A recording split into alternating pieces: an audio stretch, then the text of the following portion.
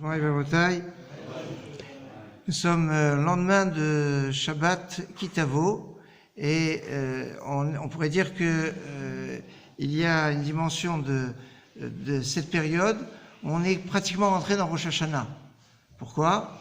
Puisque on dit pourquoi on lit la paracha Kitavo avant Rosh Hashanah, Tichle Shana Vekilotea, Tachel Shana Bichotea, comme on a l'habitude de dire, se termine l'année et ses malédictions, et comment l'année et ses bénédictions. Cette phrase, elle est très connue, puisque elle fait partie du piout, du poème liturgique qu'a écrit un certain Rabbi Avraham, qui s'appelle Achot Ketana. Achot Ketana, c'est la petite sœur. C'est qui la petite sœur? Tout le monde connaît Achot Ketana. C'est qui la petite sœur?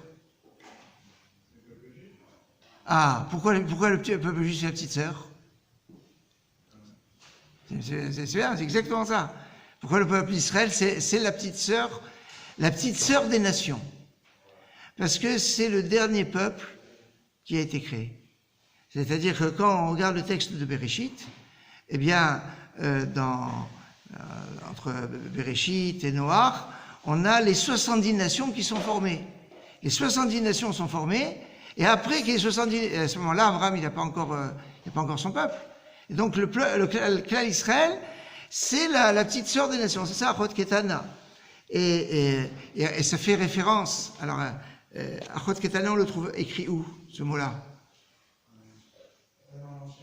Dans Shir Hashirim, Bediouk. Achot Ketana, on a une petite sœur. Alors, c'est intéressant parce que dans le Shir Hashirim, on a Achot Ketana, la petite sœur des nations. C'est comme ça que certains vont expliquer la problématique de l'antisémitisme. C'est que les nations n'acceptent pas la petite sœur, quoi. Qu'est-ce qu'elle vient faire? Vous savez, on est 70 nations, on n'a pas besoin d'une 71e nation.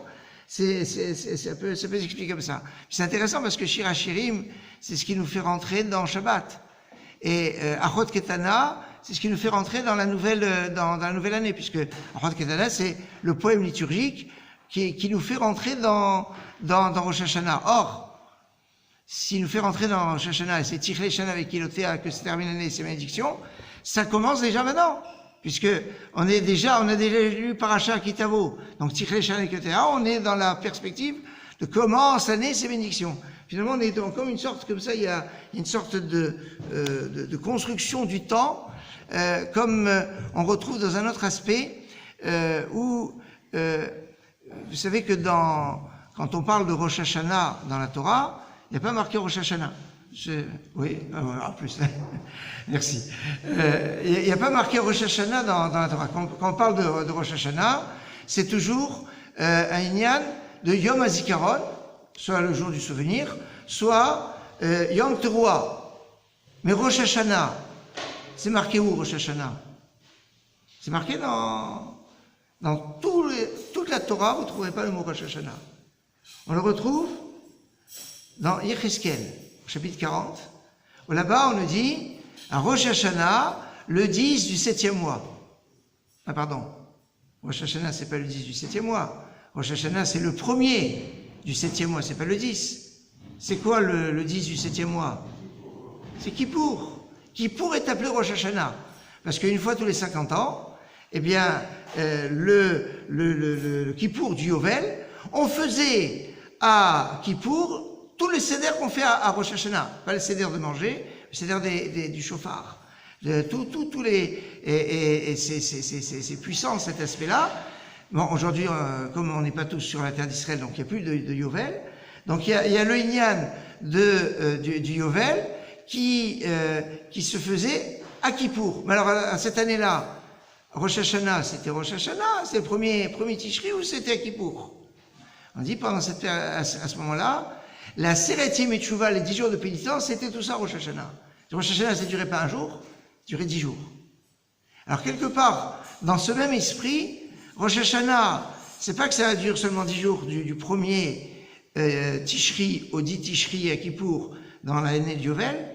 Tous les ans, depuis Shabbat Kitavo jusqu'à Rosh Hashanah, on est dans le Tichle Shana Vekilotea, Tachel Shana Vekilotea. On est dans la perspective comme ça de ce Rosh Hashanah. Donc finalement, on a, depuis Kitavo, Alors comment ça marche en fait? Depuis Kitavo jusqu'à Sukkot, c'est un tout. C'est pour ça on a expliqué que Ve'aya Kitavo, En Ve'aya Lashon Simcha. La Simcha, c'est le maître mot de la Parashat Kitavo. Pourquoi? Parce que sauf Maaseh Marchavat Echila, ce qu'on a au bout du compte, c'est ce qui était au début depuis dans la Machashavat, dans le début. C'est quoi alors? Dans Kitavo, il y a la Simcha, la fête de la Simcha, c'est Sukkot.